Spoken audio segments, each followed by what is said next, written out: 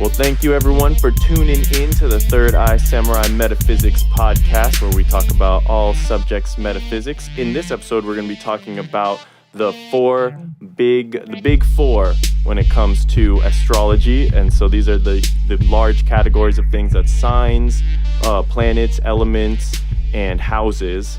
And we're going to get into each one of those individually so you can understand what they are and how they affect you. And if you didn't see the part one of this podcast, we just kind of talk about what astrology is and its benefits and uses. So that might be an interesting one to check out too if you're really starting to get into astrology. But before we get started on that, I'm going to read a little quote that is from The Art of War by Sun Tzu. And it is related to astrology. And then Jason, the Blue Moon, and Neptune is going to give us an update on a lot of astrological stuff that's happening out there in the universe. And I don't know about you guys, but if you're watching this right now, I've been feeling those energies. It's intense. Yes. So hopefully we'll be shedding some clarity, some light on that. So the quote I wanted to read, it says, "Know the enemy and know yourself. In 100 battles, you will never be in peril. When you are ignorant of the enemy but know yourself, your chances of winning or losing are equal. If ignorant of both your enemy and of yourself, you are certain in every battle to be in peril." And so I kind of, for this subject, I'm kind of replacing the word enemy, with like the universe, was like what's happening astrologically. So and also you, like what's going on inside you astrologically, and that's knowing you, and what's going on out externally, that's knowing the enemy. So if you know both what's going on, right, inside and outside, you're going to be able to navigate, and apparently you'll never be in peril, which sounds nice. If you only know yourself, which is how a lot of people get into astrology, including me, that I think is like the first taste, then you got like 50%, but there's still that other half of the battle that you don't know about. And then if you don't know both, you're just walking around blind. So hopefully you're gonna open up our eyes a little bit. So let us know what's going on with the universe these days, bro. Yeah. Yes, sir. So yeah, as you guys know, we've been talking a lot about Taurus lately, and that's definitely some more of the theme that's going on. So literally yesterday, which was on the 15th of May, two planets that have been in a sign for a long time just moved to the next one. So that would be Venus and Mars. Now, this is kind of interesting that they both moved at the same time, because Venus has a lot to do with our love and what we appreciate and what we want to indulge in, and Mars has a lot to do with like what we want to take action on and what our passions are and how we want to be competitive in life and stuff like that. So Venus going into Taurus, right? First of all, Venus went home for the first time in a long time in Taurus. So everyone's Venus is a little bit stronger right now. Everyone's hearts and what you really want is a little bit more clear than it ever before. And it being in Taurus is time to manifest your heart's desire. And it's really time to really, really figure that out and go ahead and attack. Venus has a lot to do with relationships, right? And Taurus has a lot to do with relationships, things you're trying to manifest in the physical because it's an earth sign, and things that you want to ground and bring beauty to and harmony to, because Venus deals a lot with beauty and harmony. So that being said, like this is a time for people to really, really get the relationships they want in their life and really harmonize them, really, strategically make a plan and just follow through with that plan. Venus going to Taurus too. Taurus is a big money sign because Taurus is like the best manifester of the zodiac. And Venus low-key rules money as well, because to get money, what do you need? You need someone else to give it to you. So you need to build a relationship, right? So when Venus goes into Taurus, where Taurus is the money sign, Venus is a money planet, it's definitely a time where people can definitely make money moves and make proper decisions on who they want to make money with and how they want to do it. Great time to be charming, great time to put the beauty in the relationship and the beauty into whatever you're trying to manifest in the physical plane. A great time to just, follow your heart. Now, the next thing that happened is Mars went into Cancer, right? And so Mars is what we want to take action on. Mars is our desires, our passions, right? So when Mars goes into Cancer, I'm not going to lie, it's a bad spot for Mars. Mars does not want to be in Cancer because water signs aren't really the biggest like action-oriented signs, and that's all Mars wants to do is take action. So Mars is a fire sign, right?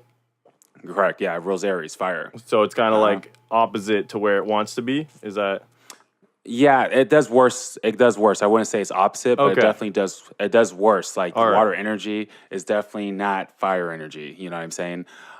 So like when Mars goes into Cancer, you know, some people are gonna feel like suddenly they don't have the energy like they did before, or suddenly like they don't have the passion like they did, or they might be overly passionate or overly into and their feelings, right? A person who has Mars in Cancer would be Chris Brown. Okay, so we know how his temper is, right? Like he's the nicest guy in the world, right? But then if he loses it because the water boils, he just explodes. So people have to be careful of like Mars being in Cancer, going deep into your feelings and exploding because Mars doesn't want to take action in Cancer. So people wait until they explode to take action in Cancer. So don't, yeah, keep the composure. Key word for the next couple months. Compose yourself, right? Don't drown in your feelings. And even if you don't feel like taking action on something, but you know you should because this is a whole bunch of Taurus season, you know, get the job done. You know, it's okay that you may not be feeling like doing something, but go ahead and do it anyway, okay? Now, any questions so far on that? Well, I resonate with it big time, and I've got like a lot of questions, but the questions I feel like will be addressed when we talk about the big four. So it might behoove people to listen to this podcast and then actually rewind and listen to the beginning again, because then the stuff you're talking about with elements and different planets being at home, blah, blah, blah. If you're not already privy to that info, you don't know that stuff, you hopefully will have a good grasp and you could come back and it'll be like, oh, okay, I see why that makes sense. So I'm going to leave it. I'm going to leave that alone for now. But I think what you're saying makes a lot of sense. At least it's resonating with me on a deep level. So, so yeah, go on. I think you said there was one more thing going on. Yeah. In addition to all this, oh man, stressing me out, bro. So we have an extremely potent full moon on Saturday, which is going to be in Scorpio, and that's like, you know, one of the hardest, intense, transformational full moons that you can go through. Okay, Scorpio is an intense energy and it deals a lot with like deep hidden things that you maybe not focused on, or maybe your hidden desires, or really far deep down desires, or things coming into the light, or some type of depth to something, but this is going to bring birth to something else. So on Saturday, I would definitely, and it's a water sign, so. And the moon is a water planet, right? So on Saturday and a couple of days before and after, please, everybody, watch your emotions. Keyword intensity. It's going to be intense emotions, okay? And, you know, if you act on those intense emotions in the wrong way, it's going to, the sense of Scorpio is going to transform in a bad way. Because no matter what, people are going through transformations this week and probably a little bit next week. And depending on how you deal with those transformations, it could be even worse or better, okay? So whatever deep hidden feelings that you guys might be having right now, go ahead and acknowledge it, but don't necessarily let that rule you. Don't let your emotions rule you at this time. And whatever transformations or depths of energies that are happening, you're going to have to go through it, right? Pluto is retrograde right now, and we're having a full moon in Scorpio. So we can't fight the change, okay? We need to go with it fluently and composed. Oh man, Starseed 253 is saying, I will be a whoop whoop energy then. I'm not exactly sure what that means. What do you take from that? And I want to say hi to everyone on Instagram. Thanks for joining us live. If you're listening to this on YouTube or iTunes, you can follow us at Third Eye Samurai. What's our thing? Third Eye Samurai. And so as far as like the whoop whoop energy, everyone's going to be like hyped up on Saturday. So don't get caught up in energy wars, okay? And someone just asked, what if you're a Scorpio ascendant? That's definitely your full moon. You're definitely going through some type of transformation right now, potentially a new beginning, or things are coming to an end. And like I just said, you know, don't fight it. You have the universe wants you to change. It's time to transform. You know, it's time to kill off what's no longer working and go towards the things that are working. It's time to really look at yourself, really look at your heart, really look at your deep desires and manifest it. Go after it. Go after your goals. Do what's good for you. Do what's true for you. Okay. But yeah, guys, don't fight the transformations. Don't fight the things that we all know that needs to change. Yo, and so on Instagram, we're Third Eye Samurai _podcast. So I just wanted to let you guys know, because don't want to send you to the wrong spot. But yeah, so we try to stream these live. All right, man. That was a sick reading, and I'm sure I appreciate everyone appreciates you. Thank Giving you, that guys. little shout out to the Scorpio, and you also to just the general stuff that you're laying on us. So let's get into the four houses now. Now you got the show notes here. It seems like you have an order laid out, so we'll go in that order. Though strangely, if I was to order this, I would have put the first one you put last. And it's interesting because we talk a lot. And this is something where you seem to have a different impression than what I get when I'm talking to other people or looking online, which is a very strong emphasis on the houses. So we're going to start talking about the houses first, not the signs, not the planets, which is what you seem to see all over the place. And the houses seem to be the last one people consider. And also I know that it's related to the time of day. So you can't really know your houses unless you know exactly what time you were born. So maybe that's part of the reason. But I'll let you take it away from here and explain like why start with houses and yeah. Okay. Well, the thing about why starting with houses first is because it comes before everything else. Like, the houses would be the area of life that we are at. The constellations where the stars are in the sky. Okay. So before the planets were, there was the space, the actual galaxy, right? And then the planets came, and then the signs came. Okay, actually, the houses, signs, then the planets. So that being said, that would be the foundation of astrology is the houses, not that would be the first thing. So that's interesting. The houses themselves represent space, like areas of Exactly. the universe. Right. While as we'll get into, the signs are like constellations or series of stars. Planets are physical astral bodies. So elements are a little different. But okay, so that makes sense why that would make it so fundamental and so core. That it's like really the foundation. All right. So what is the houses like? What do they represent in your life astrologically? Right. So since it deals with space and what's going on in that space, the way it plays out in our astral chart is when you're looking at your houses, which is going to be the 360 wheel. Each house is divided up in 30 degrees, and it goes all the way around, first being Aries to the last sign Pisces. Now, each house, 1 through 12, right? And when you're looking at a chart, you'll see the numbers 1 through 12. Each house represents a different scenario that's going to be taking place in life, right? So the first house deals with yourself, right? Because when we're first, born, like that's the first thing we're aware of is that we're us, right? So the first house would be the first house of you, your personality, your persona, your projection, what you think you're supposed to be like, okay? The second house would be the things you actually have. Like, you exist, but now what do I have, right? That's the second house, your values, the things you have, the things you care about. The third house is like, okay, well, I'm me, I have this, but like, where am I on this like plane? And that would be the third house, your surroundings, your environment, where you're at. Now, the fourth house, after you realize like your surroundings, right? You then realize, okay, well, where do I belong, right? And that would be the fourth. So we've already gone through 1/4 of the 12 houses. Right. I feel like each quadrant has like a special shift, right? Yeah, so it starts with the elements, right? So we'll go 1 through 4 would hit the first, or not the first, but it will hit each element, right?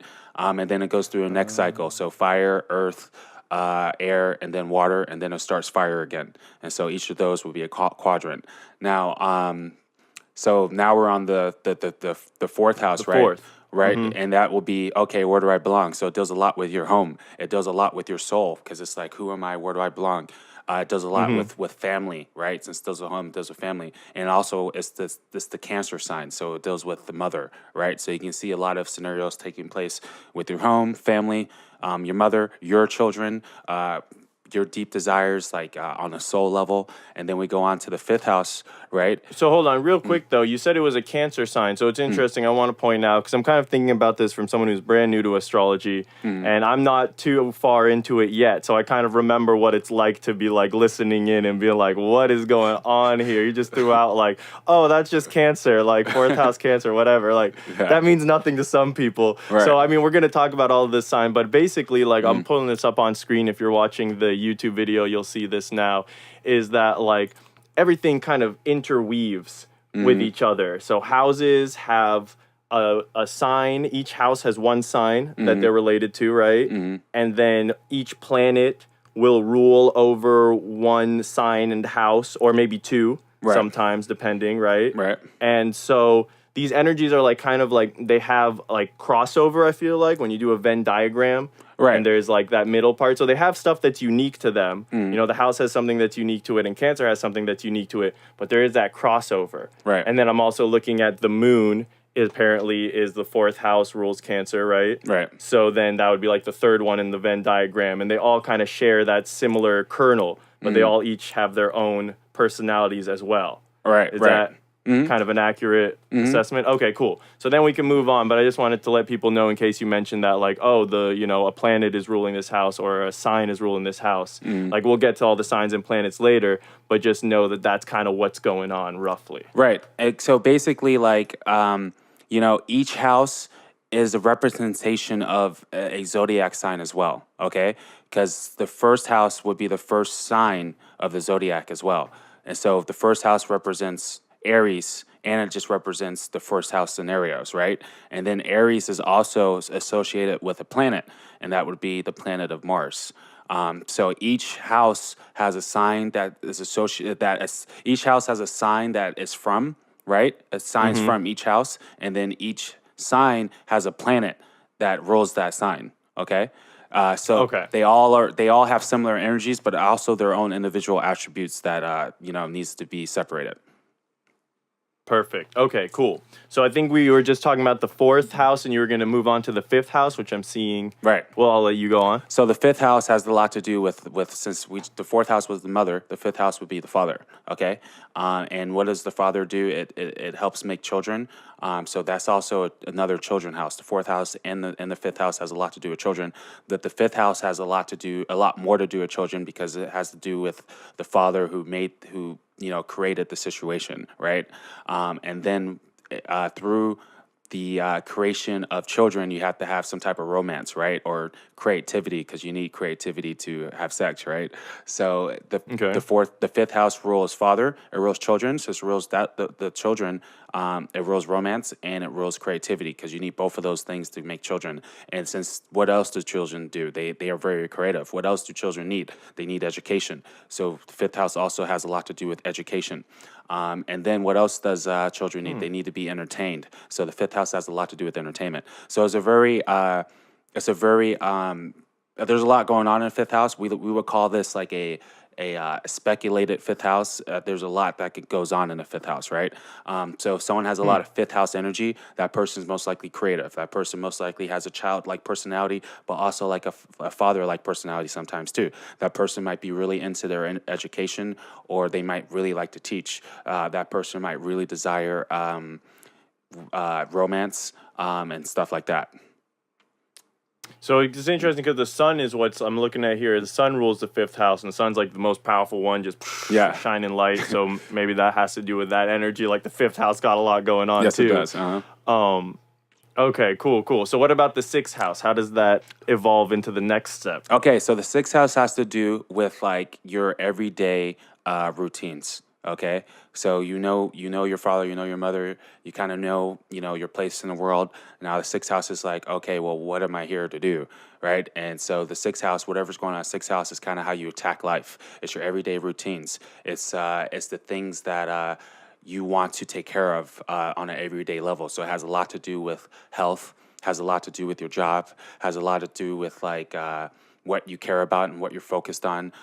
Since it's about routines, it has a little bit to do with like drugs, for instance, because some people put that in their routines. So sometimes like it depends on what your routines are or what's happening on the sixth house. Okay.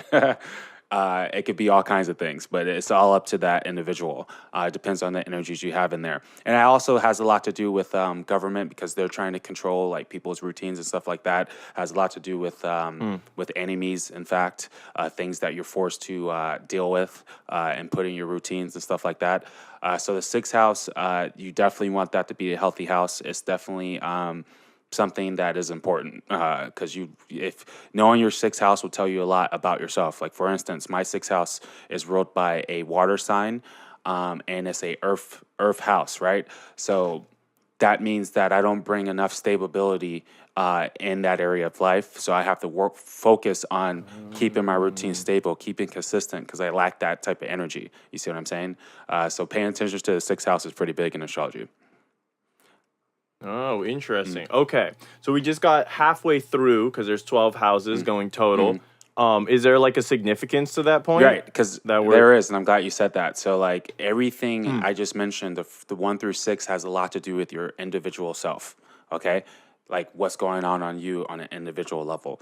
Now, since we're at the halfway point, going into the 7th house, all the rest of the houses are more what we would call the social houses, right? It has more to do with other people and the scenario that you have to deal with when it comes to like the outside world. Okay. All right, cool. That makes a lot of sense. And by the way, we're going to have like a whole podcast episode just on the houses and a whole one just on the signs. Because, I mean, you're kind of going in depth, but at the same time, I'm also feeling like I'm only just scratching the surface, even with like the 5th and 6th house, which you went into a decent amount of detail on. So, I mean, we're just going to have to move forward. I feel like that's one of the difficulties in learning astrology, at least for me, was that there's just so much... like that hits you right up front, and it's all important for me. Like whenever I learn something new, I'm very like focused on like, okay, what are the fundamentals, what are the basic fundamentals that I can work on, and usually there's 2 or 3 that you can like, okay, when you get that, then you can add stuff on and advance your mastery. But with astrology, it's like there's already like 50 things you should know just to get the basic level. So all right, so we're gonna move on to the 7th house.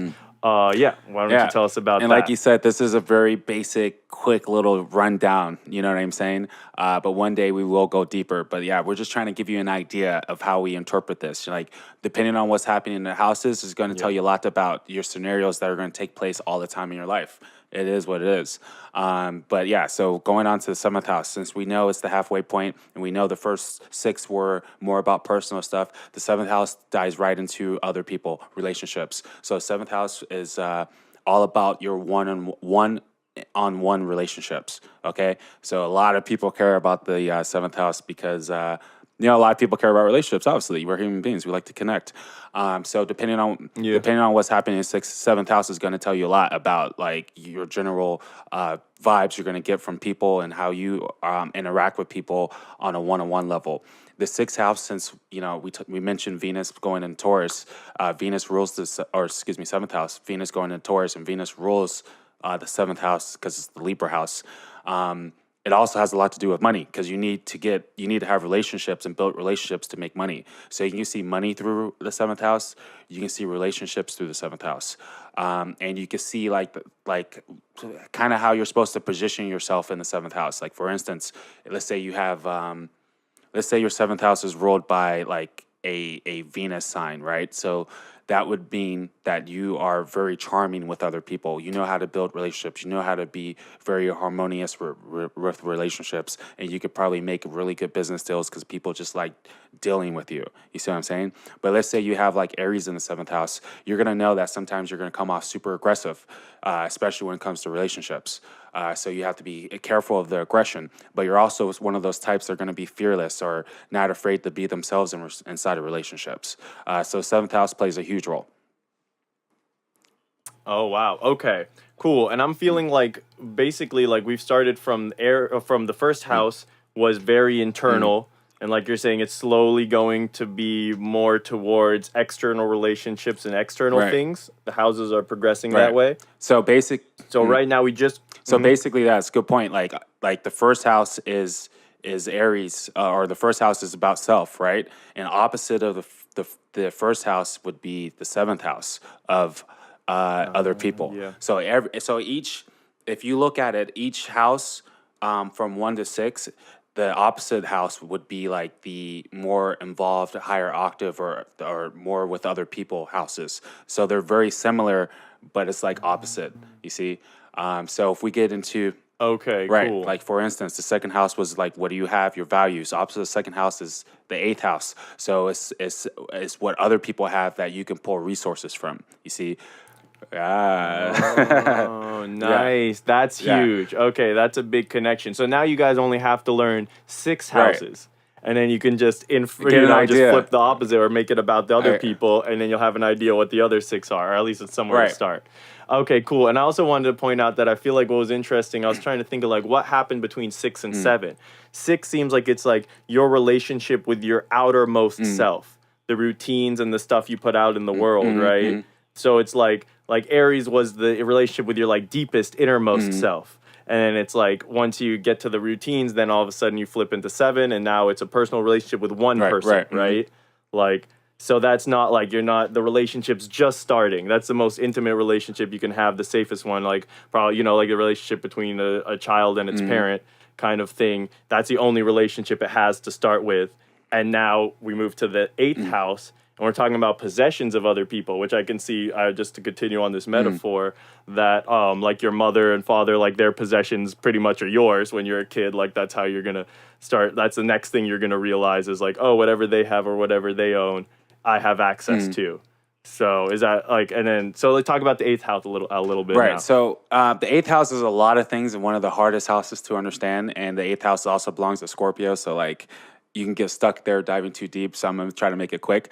But like each sign and each house is the more involved version of the previous one, right? So if the 7th house is about relationships, the 8th house would be what you get from the relationship or the resources you now have from the relationship. So the 8th house has a lot to do with like your in-laws, right?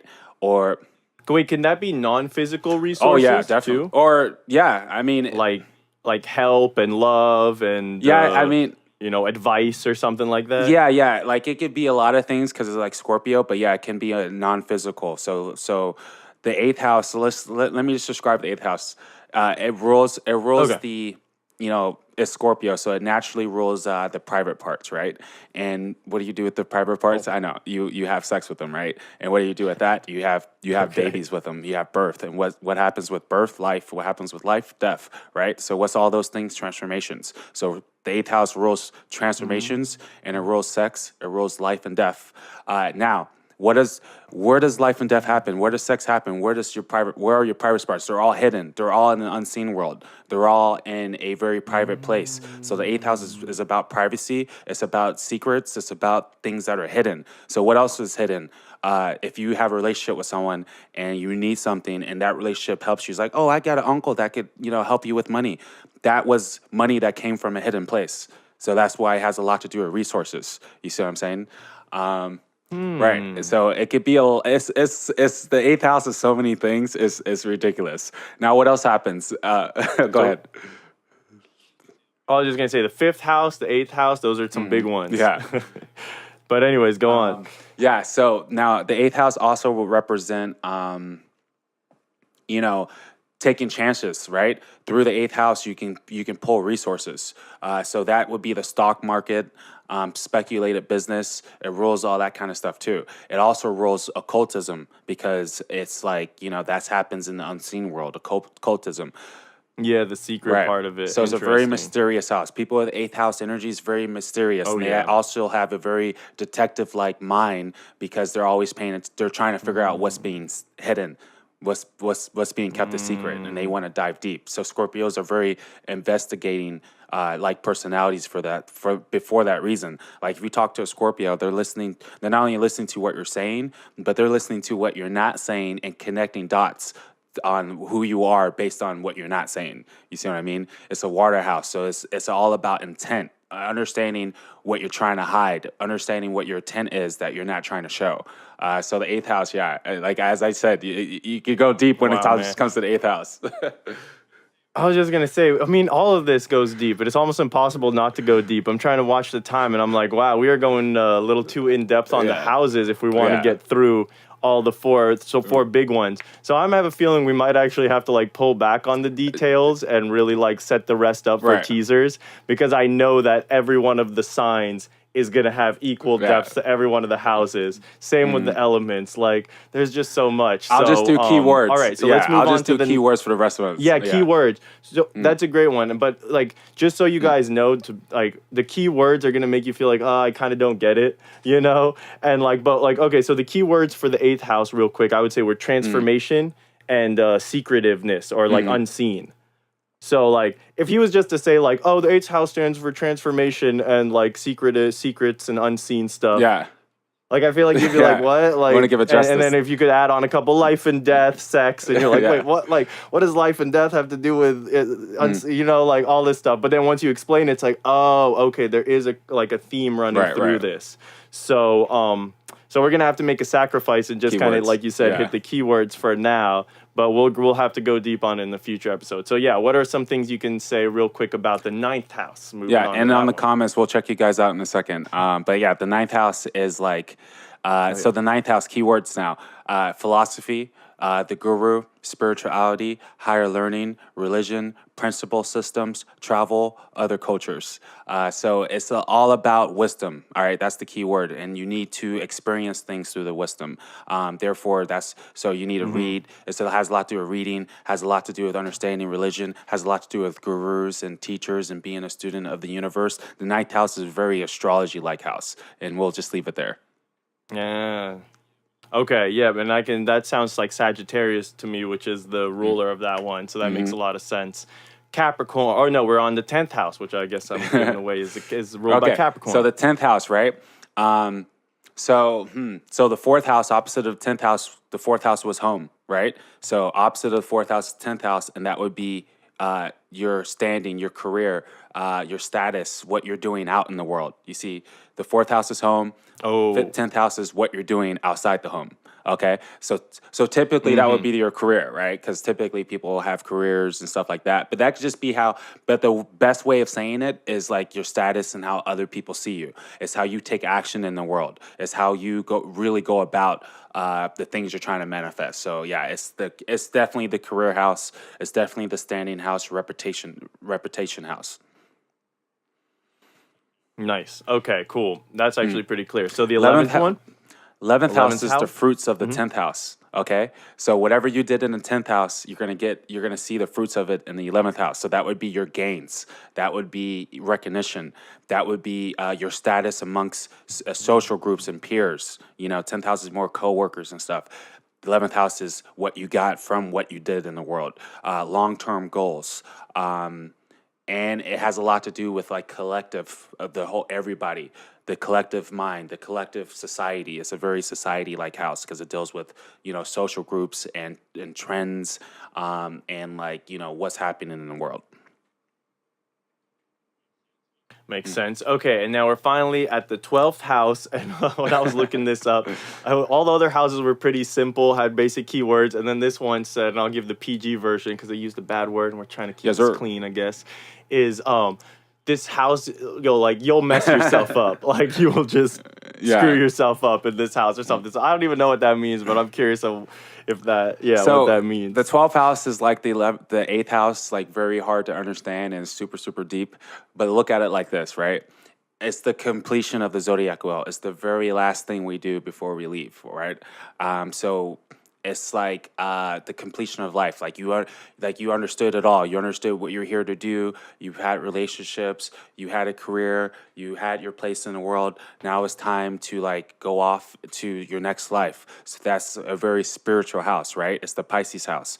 It's the house of spirituality. It's the house of your subconscious too, because like that's where a lot of your spirituality is. It's very subconscious like energy, but it also has to do with consciousness too. Like, so I don't want to say it's only subconscious. Like it's basically your imagination. It's your imagination. It's your spirituality. It's your dreams. Like it's a very dreamy house. Like whatever you want to dream, you see it from the 12th. Whatever you imagine, like when you close your eyes and you imagine things, that's 12th house energy, right? So what happens, what has to happen for movies to happen? Like someone has to think about that. Someone has to create that in their mind and then make it happen in the physical. So the 12th house actually rules Hollywood, because that's all 12th house energy. It's all about coming from imagination and making you guys take you to a new world and feel something on a spiritual level. You know what I mean? Tap you into your own imagination. The 12th house can also be, since it has a lot to do with imagination, that's also where you get like delusions and see illusions and, Is that where the Yeah, so if danger you have is? like let's say you have like Mars in the 12th house, right? Then you have Mars is like your passion, your Yeah. willpower. It's the planet of war, planet of competition. You put that in your 12th house, your subconscious, your imagination, your dreams.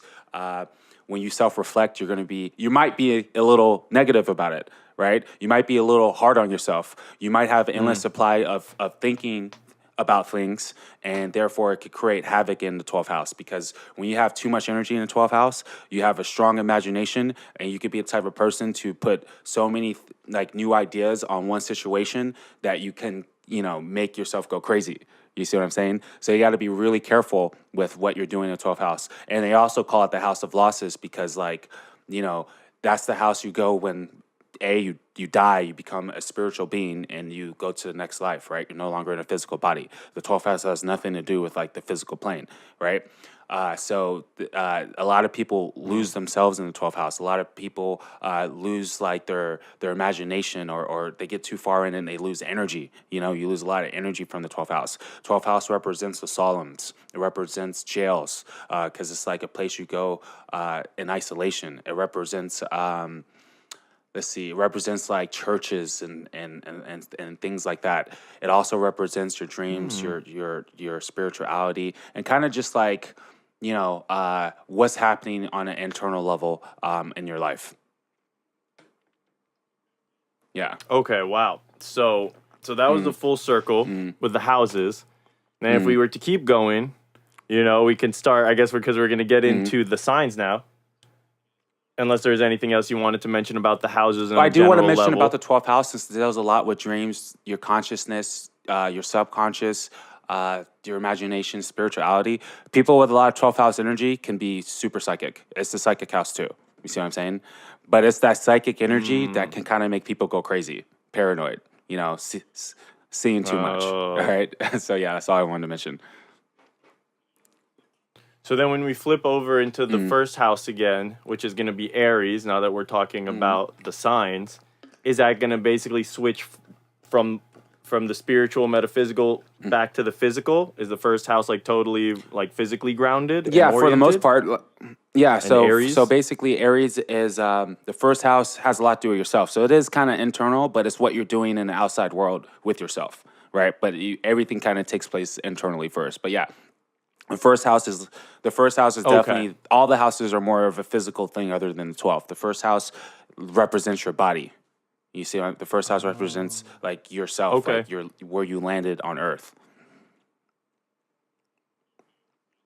Okay, I see. All right, so how does like the Aries energy express that? I suppose Aries is the ram, and should we mention what elements they are right now? I know we'll get into the elements. I mean, maybe it would be good to talk about the elements real quick now and then mention them, which one is each of the signs, because I feel like that'll be a little faster and also help you get an idea of the elements, because that's what helps me, like knowing that, these are all the fire signs, and I'm like, I get why those signs are fiery. Right. They feel fiery. So let's do the elements real quick. Oh, definitely. That's very important, because honestly, if you just know the elements, you can you can read your chart. You can read other people's charts just knowing the elements. Like the elements tell you so much. Okay. Yeah, it's like the foundation of the signs. So we have earth, I'll go in order. We have fire, earth, air, and water. Okay. Now fire signs are it's like about light, right? Fire is bright. So fire signs like to put light on things. Fire signs like to express. Fire signs like to imagine things and make their imagination a reality. So fire signs like to manifest. Fire signs can be very creative, very imaginative. They like the spotlight, so they could be out in the world and they could be aggressive, and they don't have as much anxiety as like the other planets. You see what I'm saying? And they could turn up, right? It's fire energy, so fire signs tend to be a little bit more temper oriented than the other signs, naturally. But they have a little bit more passion naturally too. You see what I'm saying? Yeah, everything's just burning hotter. Everything's just a little more energetic, a little more boom. Right, and they can grow. Explosive. The flames can grow really easily. You know what I'm saying? And they could just put light on things. Now the next one would be earth, right? Now, Earth would be more of a grounding energy, obviously, because it sounds as Earth, right? So people that have Earth energy, they're really better at grounding themselves. They're really better at being stable. They're really practical. They're really analytical. They're really plan oriented. They're more organized. Those are the people you can go to and count on to be there and consistent and follow through, or just have a strong shoulder to lean on, because they're typically, people who can keep their strength and keep everything stable. Now, the Earth signs are more of an internal being. Like I would have to mention, the fire signs are very external, masculine. Like they deal with the Yang energy, but the Earth deals with the Yin. Is more internal. The Earth's underground, right? So these people internalize things way more than the fire signs. So they are more of a strategist, because they're always thinking. You know what I mean? Before they take action on things, and they really want to make sure they. Well, fire sign would be more Exactly. spontaneous, Right. which I guess makes sense. Like you could watch a flame, and it's gonna go crazy. There'll be one lick here, one lick there. It'll get high, it'll get low. But the Earth, you look at any Earth, it's Right, just gonna stable. stay pretty. It's not gonna Exactly. move around too much. Yeah. So Right. okay, so that And makes a now lot we of go sense. to the Cool. air sign, right? So like, what does that represent? A lot of things. Like air signs are about like thinking. Okay, they're the thinkers, because that happens in the airways, right? Air signs rule like communication, because through the breath you communicate. So air signs are a little bit more talkative than all the other signs. Air signs have our ability to communicate a little bit better than other signs. They typically are a little. They're very intelligent too, because they're always thinking. They're very curious, like people. Now, since it's air, they have a very like fire-like dynamic where they don't have that much grounding energy. So the air signs they float around a little bit more. They can end up anywhere. You see what I'm saying? So the air signs like to move. They're a little bit hard to grab. They're very social. They love networking. They love to. They also like to plan and think things through, but it's more of a. That sounds like a good idea, and then they attack. Right? They're the idea people. Air energy deals with like communication, the internet. It deals with Wi-Fi. You know what I'm saying? Things that take place, like what we're doing on this Instagram Live, is a very air sign situation. We're in the age of Aquarius, where that's just like, I don't want to get too far into that, but we used to be in the age of Pisces, and we just started entering an age of Aquarius, right? And that takes that's like, I don't know the exact, but I think it's like every 100 years or something like that. In the age of Pisces, religion came about, right? We had Jesus, we had the Bible, all that stuff. But in the age of Aquarius, which is an air sign, the invention of cell phones, the internet, Wi-Fi, all that stuff happened in a air sign energy.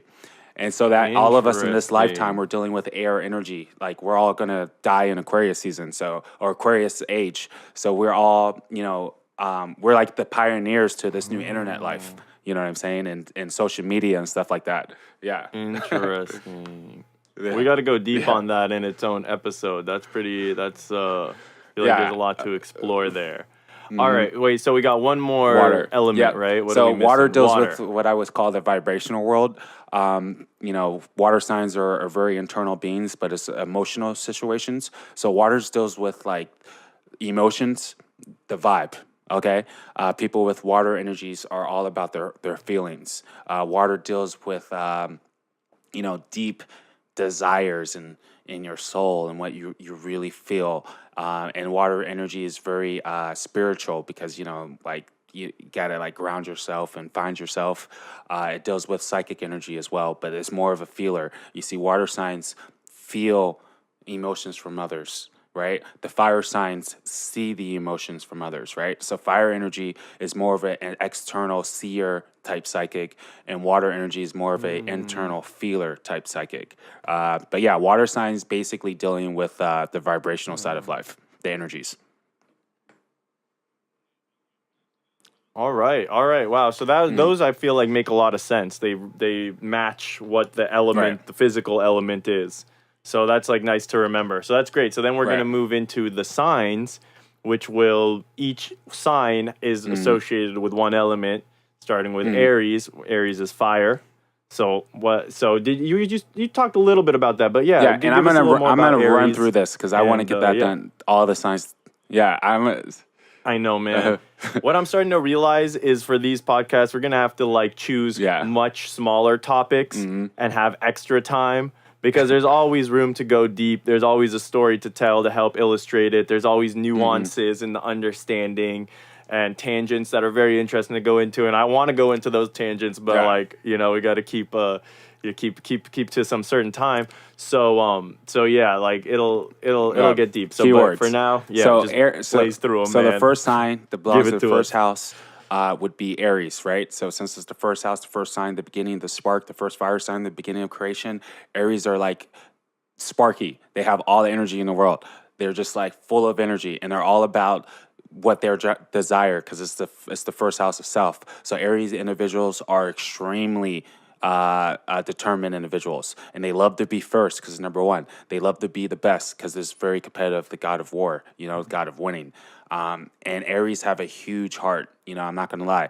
They're super passionate, but they do have a huge heart. The sun actually does best in Aries because in Aries, the sun gets to do exactly what it wants to do because that's what Aries want to do. They want to do exactly what they want to do because it rules self. Now, let me just jump into the second house or the second sign, which is the more involved version of the first sign. So Taurus is they're about what they're trying to manifest. They're about what they're trying to make. It's an earth sign, so they're very stable. They're very practical, and they want things to be physical, and it's ruled by Venus, right? So it's a very beauty-based sign. So Tauruses know how to create beautiful things. They know how to manifest beautiful things. They tend to be very business-oriented because they want nice things. Tauruses are very stubborn as well because it's Earth, and it's the second Earth sign, so it's like fixed energy, and we'll get into that later. But like each thing is a modality. You have cardinal, fixed, and mutable. Cardinal would be the beginning, the spark. Fixed would be the fixation of the thought, the idea, and then mutable would be relating both energies to make them work. Now, so fixed Tauruses, right? They tend to have tunnel vision. They tend to be very stubborn. They're the bull, so they're hard to move. They're hard to get off the path. And once the Taurus gets going, it's hard to stop them. Taurus rules the senses, so they're really good at touch. They're really good at seeing beautiful things, making beautiful things. They rule smell. They rule the voice, all that stuff. So yeah, Taurus is a very beautiful sign. It's Taurus season right now. So it's about manifestation. It's about harmony and beauty. It's about what you really want. It's about being deep into your heart. It's about manifesting, a beautiful life. So let's jump into the next one, which will be Gemini. Wait, real quick, I just like to point out that Taurus is the bull, and it's kind of like the gentle. I don't know if you mentioned that, but I feel like mentioning the symbol or whatever, the archetype helps. So Gemini is the twins, right? That's the next one you're going to talk Gemini. about. So first of all, it being the symbol of the twins, they tend to have a split personality, two different sides to them. So sometimes the Gemini can come off one way and come off another way. They're low-key known as the trickster. But Gemini people, they're the third air sign, making them immutable, making them very relatable. So they're like the master communicators because it's the last air sign. And so people who have Gemini energy, they tend to be great communicators. Now, Gemini rules short distance travel because it's about your surroundings, moving there and there, blah, blah, blah. So Geminis can be very they move around a lot. They move around a lot. They can all be a little over the impatient. Place. Right. Jumping They're from air this signs, to that. so they love their mind being stimulated. So they love multitasking. They love networking because they love communication. They love teaching. They love talking. They love going here and here, going that event. Geminis go hard out here. Now, next sign, Cancer, rules the fourth house, right? Right, it's the crab. So let's talk about the symbol. Cancers are the crab. They have a shell. So they have a thing about safety, right? Like Cancers need to feel comfortable. They need to feel safe. So Cancers tend to be homebodies because they feel safe inside their shell, inside where they belong. So Cancers love to be cuddled because it feels like they're in their shell. They love to be under a whole bunch of covers because they feel safe there. They love to be home because they feel safe there. So it's like they're homebodies for the most part. Cancer's ruled by the moon, and the moon's always moving, right? Like the moon be here 1 hour and then here the next hour. So Cancer energies is very mood swingy. It's a water sign, so their energies are constantly shifting. right? And they're constantly trying to figure out how to feel about things because it's the first water sign, so they're trying to put new ideas on their feelings. They're very intuitive because they're the mother of the zodiac, so they have great insight on other people, especially people they care about. And since it's the mother of the zodiac, they tend to want to be mothers, or they have a very nurturing type energy to them where they like to nurture people and help people. Cancer is a very beautiful sign, very magnetic sign because it's the moon, and the moon attracts people, very psychic sign. All right, cool. So we just went through the first 4 elements, and then we're gonna go on. It's gonna repeat, so it's gonna The go next back sign to will be fire. Leo. That would be the sun. So we all know, those Leos. They want to be the lion of the jungle. They want to get all the spotlight. They want to get all the light, and they want to give. They want to push out a lot of light. They love to have fun though, because it's the 5th house of kids, creativity. So Leos are very, very fun like people. They're very creative people. But you get in their way, they'll turn into the lion. So watch out. But if you're not getting in their way, the Leos are phenomenal to be around because they're just fun. They just want to have fun and put light, and they're goofy, but they're also serious. Leos like to teach. Leos like to take chances. Leos like to express themselves because it's fire. It's the second fire sign, so that will be the fixed fire. So Leos can also be very stubborn about what they want to get. So they're really good at getting what they want. Yeah. Yeah. So yeah, that would be Leo. Okay. Very basic breakdown of Leo energy. Keyword with Leo's creative. Yeah. Stubborn, big egos, smart, good rules education, and creative. So yeah. Now, which one is next? Virgo. All right. So Virgo. Virgo's about everyday routines. Virgo's are earth sign. So Virgos are, and it's the last earth sign. So Virgos are extremely, Yeah, so we're on the 6th house also. So not only it's the last. oh no! Wait, it's Well, the last it is. Earth sign, It's you the said? last Earth sign when we talk about modalities, it's the mutable version of Earth, right? So that's Oh, yeah, okay. right, So we're right, not right, really right, getting too deep right. into that right They're- now. they're- Okay. I We'll shouldn't gloss say they're over the that. last Earth So sign. go on. What about They're Virgos? the mutable version of Earth sign. So they're very relatable, and they're very practical, and they love stability. So they love to help people create whatever they're looking for. Like if I wanted someone on my team for a new business, I'm picking the Virgo every single time. These people will stay consistent forever. These people will pay attention to all the details, never forget to dot an I or cross a T. These people will always be plan oriented and follow the plan, follow the strategy. So Virgos are very hard on themselves because they're so analytical, and they're very hard on other people because they see how they can help other people. Okay. They tend to be very big on their health sometimes because it rules the 6th house of your body and your health and stuff like that. Virgos are actually one of the healers of the zodiac, but it's a physical healer. Opposite of Virgo would be Pisces, and Pisces more of the spiritual healer. And Virgos tend to want to keep traditions, so they like to keep traditions because like they want to be like fixated in like earth and stable. So they tend to be like a little bit more rule followers than the other signs. But Virgos do very well on earth. Like they're one of the best signs as far as like, doing well on earth because they're so analytical, they're so plan oriented. They want to keep traditions, they want to follow through, they know how to keep routines, know how to be practical. Yeah. Gotcha. Okay. So that's 1 through 6. We've gotten past. Now we're going to move into starting looking outwards into relationships in the outside world with the 7th house, which you talked Seventh about house, a lot, which is Libra Libra. belongs to the 7th house. And what is 7th house? Relationships. So Libra is all about relationships, okay? Libras are great at, harmonizing amongst people, all right? They want to keep the balance. It's the scale. It's the halfway point. So they're the great. So that's a Right. symbol They're of the great Libra is the balancer, scales. Okay. Yeah. So they want to be fair with everyone. They want to make sure everything is balanced. So the Libra will constantly like do things for other people because they want to like give them balance. They want to help them get the balance in their life, right? Sometimes Libras struggle with that because they're constantly giving themselves to relationships. So Libras have to be careful of like, being too far into the relationships and forgetting about themselves on an individual level. Libras are also known to be like very, very diplomatic, so they could be lawyers because like they know how to see both sides of the situation. They could be great judges, and they can just be like great people to like bring harmony to situations. And since we talked about money being a lot about relationships, Libras could be very business oriented as well.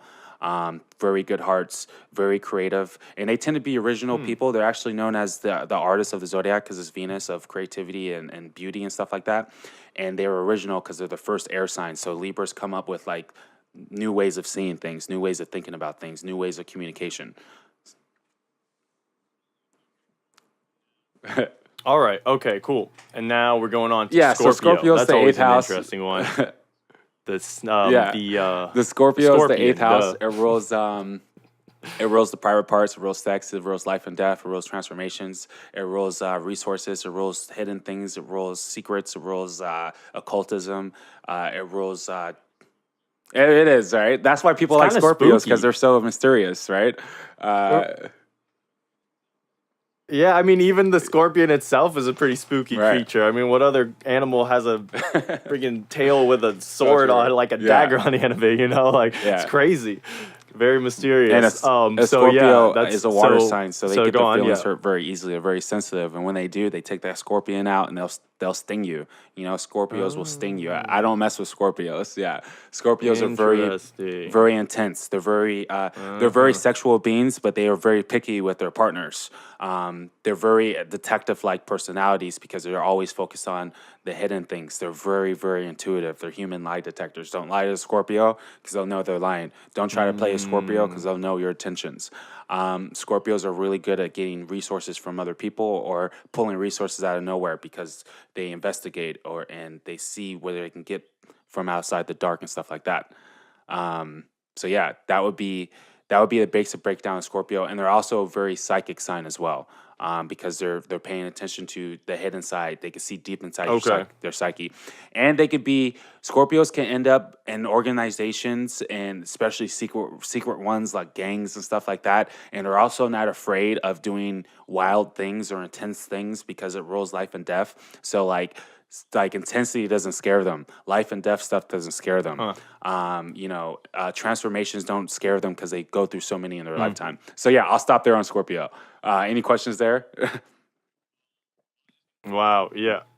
Well, I was just gonna point out that it's like a water sign, like Cancer, like you mentioned. Both have the emotional, intuitive side, yeah. but the way they express or deal with it is different. Intense. Scorpio's like more aggressive and like, so it's cool. But we'll have to save all that for another time. Sagittarius is a fire Let's move on sign. to It's that immutable guy. fire. So Sagittarius have the ability to express themselves to all sorts of different people. They love other cultures. They love to express themselves. They love to learn. They love to understand the meaning of life. Sagittarius is of the ninth house, right? It's all about higher learning. It's all about wisdom. It's all about wisdom through experience. Sagittarius love to experience new things. Sagittarius love to travel because they want to experience new things. Sagittarius is the traveler. They are like the guru of the zodiac because they do learn so much about life through all the interactions they have everywhere. Sagittarius is really good at being relatable and helping people find their own light, helping people find their own path, helping people find the meaning of their life and what direction they should take. They could be teachers, they could be students, philosophers, all that good stuff. Yeah. Wait. So Sagittarius is the what's his name? Right. The centaur with the bow. And so, like, you could think about the centaur has horse legs. That's going Right. to take him far for traveling and stuff like that. I guess I also imagine he's kind Definitely. of like a wise sage type character, traveling the world, exploring, learning things. And I've also heard something about the arrow. It's like shooting the arrow to like reach, Right. like trying to understand things. Arrow's a symbol of like that long. Right. So basically, like the long-reaching arrow thinking or something like that. represents like the Sagittarius tends to have like somewhere they want to go or something they want to be or something they want to understand. So Sagittarius, they always need to aim that's somewhere, it. right? Okay. And Sagittarius, once they aim somewhere, nothing can really stop them. I mean, Sagittarius it might be there one day and totally gone the next day because like that arrow took them somewhere else. Like they're very fiery, so they'll just go. You see what I'm saying? Sagittarius is also a very lucky sign. So all Sagittarius need to be aiming somewhere because they could pretty much get what they're trying to have. So that's pretty epic about Sagittarius. So it looks like so next will be Capricorn, and Capricorn energy is of the 10th house, right? So when you're talking about Capricorns, they're very status oriented, they're very career oriented, they're very big on getting what they're looking for. They care a lot about, let's see, hold on real quick. Yeah, so the Capricorn wants to manifest what they really want to have in life. They're very career oriented. They're very about what they're trying to do. Capricorns is an earth sign, so they love to keep the structure. They love to keep the being practical. They are the first earth sign, so they tend to have the first idea. And since they rule the status point of life, a key word with Capricorns is they like to be in control. They like to be the boss. Someone who has a lot of Capricorn energy is Rick Ross. So that's exactly what the Capricorn energy is. It's like boss status, time to get to work, trying to get serious, all that stuff. Now I just want to zip through all of it and hit the, let's see. I want to hit the hello. I want to hit the next sign, which will be Aquarius, right? So Aquarius, remember I said had a lot to do with social society, has a lot to do with long-term goals and your recognition. Sagittarius, or I mean, excuse me, Aquarius is all about, it's the water barrier, right? So it's all about taking the water out of the well and bringing it to the people. Aquarius want to help people connect. Aquarius like to connect other people, especially through the airwaves, especially through the internet, especially through organizations and the collective consciousness. Aquarius energy is a very far out there energy who's always thinking about, very high up in life and stuff like that. Now, another thing I should mention about Aquarius, since they like to help organizations and stuff like that, they tend to be really good team players, but they want to destroy things and make it better because Capricorn is the builder of foundation, and a higher octave of that is destroying the foundation and building something different and better. So Aquarius individuals are very, very unique. That would be a key word.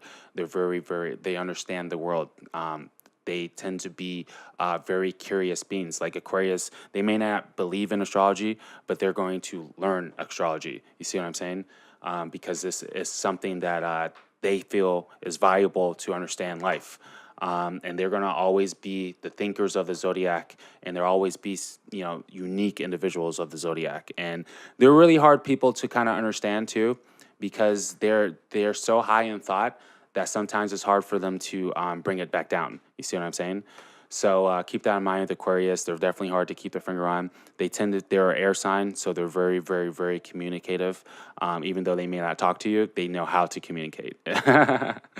Now, the last sign of the zodiac would be Pisces, right? So Pisces, remember, is of the 12th house of spirituality.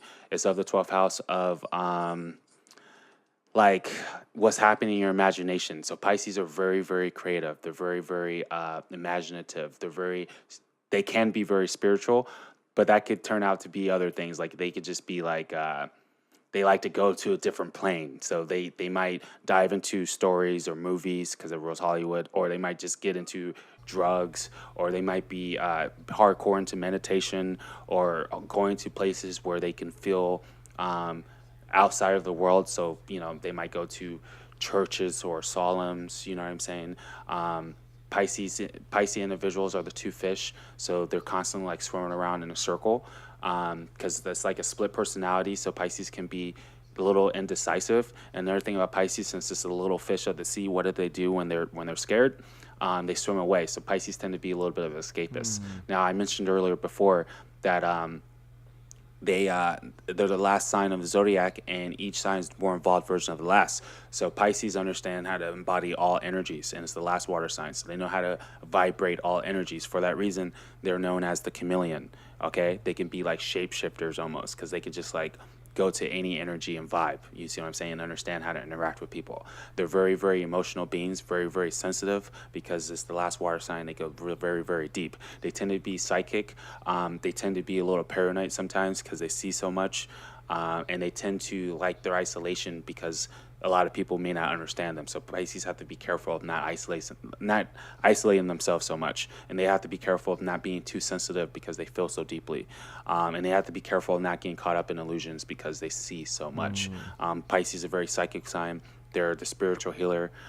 They have the power of belief because they have such a big dream, imagination, and all that good stuff. So yeah, that would be the completion of all the planets. All the signs. I feel like we should probably stop there. Yeah. All the So we signs. didn't even get a chance to go into the planets, but I think all I want to mention, because I do want to touch on the big four, but we don't have to talk about each planet individually. Like you said, there'll be a lot of repetition, and if you guys want to learn about the planets, you can look up which ones rule each house, and you'll kind of get an idea. But like one thing I wanted to mention real quick is that you're talking about like Sagittarius is like this, Scorpio is like this, Taurus is like this. People listening who are just new to astrology are probably thinking like maybe they just know their sun sign, which is one of the planets. And they're thinking like, okay, if he's describing Sagittarius, I'm a Sagittarius sun, then that's he's describing me. But the truth is your moon sign has equal weight, and all the other planets also have very important effects on you and your personality. So you might have heard something like, you might be listening to Leo and be like, oh, that kind of sounds like me, but like your sun sign is something else. And it might be because you have a moon or another planet or multiple planets in Leo or something like that. Is that right? Is that basically? Right. So I just kind of wanted to just super quick touch upon like, what are the planets? Because the planets really like, I don't know, they mix things up. They mix the pot up a lot where their position is. Yeah. Right. So we won't have to we'll talk about individual ones, but yeah, as in general, what are the planets all about? Each planet is ruling a certain energy that you carry on in life, right? So the sun is giving you your consciousness, your programs, your ego. The moon is your emotional reaction to things. Mercury is how you process things and how you talk about it. Venus is your definition of love and how you see love. So wherever the planet is, like let's say wherever Venus is, that's going to tell you a lot about how you see love, right? So if Venus is in the fourth house, right? Then you're going to care about being comfortable, someone who nurtures you, someone who makes you feel safe. That's going to be a big part of your Venus energy. But let's say your Venus was in Leo. You're not going to care about someone making you feel comfortable. You're not going to care about being safe. You're going to want a lion. You want someone who gives you all the attention, all the light. You want someone strong, you see? So if the Venus tells you where or the planets tell you where you're directing certain energies that you have. That's interesting. And then also I wanted to clarify that just because the houses and the signs each match up 1-to-1 on your chart, the houses and the signs are not going to match up like that. So, I mean, it would be unlikely for them to. I guess they could. But so that's also going to be another thing where the signs influence the flavor of the house or vice versa, and then the planet as well. So I think you can start to see how this science becomes extremely like complicated and nuanced, and there's just so much depth. You can look at it from a bigger, wider angle and just say like, oh, you know, like here are some main things, and then you can really drill in deep. And I think it even gets as deep as like the degrees, and you were doing something where you put two charts on top of each other and you were figuring all this cool stuff out about like, so there it goes crazy deep, man. So it's like almost insane to even think that we could have talked about the big four in any like, you know, like true depth in this 1 hour podcast. But you know, it's going to be a journey, so we're just going to have to keep you know, breaking down these subjects and getting more and more detailed. And if there's anything in particular, like if you guys have questions, leave a comment. You know, you can either hit us up on Instagram, or actually probably best leave a comment on the YouTube channel, and also leave a review on Apple Podcasts if you enjoyed it, because that'll really help us out. So that would be much appreciated. And the other thing is, if you want to get an astrology reading and learn more about this on like a personal, like, you know, because the thing is, when I talked to Jason at the Blue Moon of Neptune, so you can check him out on Instagram at the Blue Moon of Neptune, it's like I'm learning about myself through astrology, of course, but then I'm also just learning about astrology, because you're breaking things down, like you're saying, like, oh, well, this is a fire sign, this is why, and this is what the fire sign means, and this is how it relates to you, and having that like personal experience of being like, oh, here's the knowledge, here's how it relates to me directly, at least for me, is like huge, and having it click, and also understanding what's really going on. with the, you know, internally and externally. So so that's huge. So if you guys want to get an astrology reading, you can hit them up at the blue moon of Neptune. Is there anything else you want to let them know or talk about before we sign off real quick? Yeah, all I want to let you guys know is you can't base anything off of one position in astrology.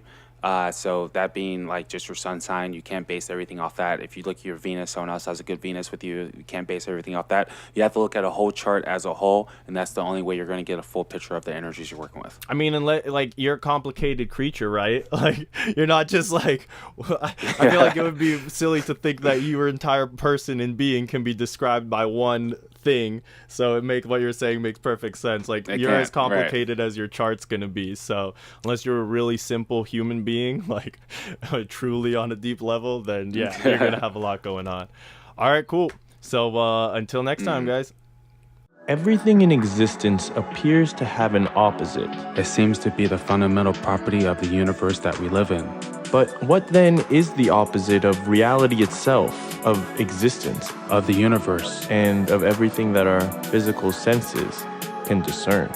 That 50% of what is just what we're trying to learn more about. The Metaphysical Podcast Network is your spot to start pioneering the kind of stuff that mystics have been talking about for ages. And quantum physicists are just starting to discuss. You can learn more and listen in at Metaphysics Podcast Network. New videos up weekly. Subscribe now.